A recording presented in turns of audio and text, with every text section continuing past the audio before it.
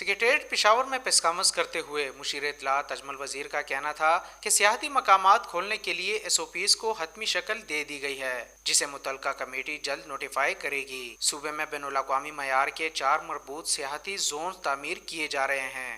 Tourism میں بھی جو ہے اس میں ہم نے اپنا کام جاری رکھنا ہے۔ جو ہمارے وہ تھے جو پروجیکٹ تھے جو آلریڈی جس پہ کام کیا جا رہا تھا اس کی اپ گریڈیشن اور روڈز اور دوسرے جو ان کے ٹک شاپ ہے، پیٹرول پمپس ہیں اور جو چیزیں وہ ضروری جو ہم آلریڈی اس پہ فیصلے کر چکے اس پہ کام تیز کرنے کے احکامات دیے گئے۔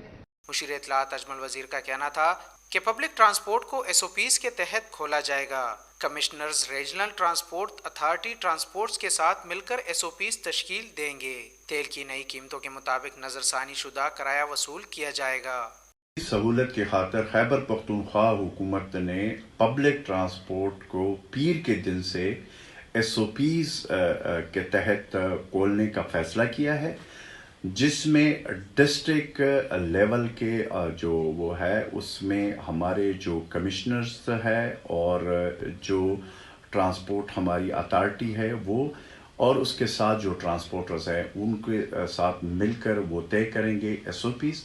اجمل وزیر کا کہنا تھا کہ عوام اور تاجر برادری سے اپیل ہے کہ لاک ڈاؤن میں نرمی کا غلط فائدہ نہ اٹھائے اور ایس او پیز پر سختی سے عمل درآمد یقینی بنائے۔ لاک ڈاؤن میں نرمی کا مطلب ہرگز یہ نہیں کہ کورونا کا خطرہ ٹل چکا ہے، اب پہلے سے زیادہ احتیاط کرنے کی ضرورت ہے۔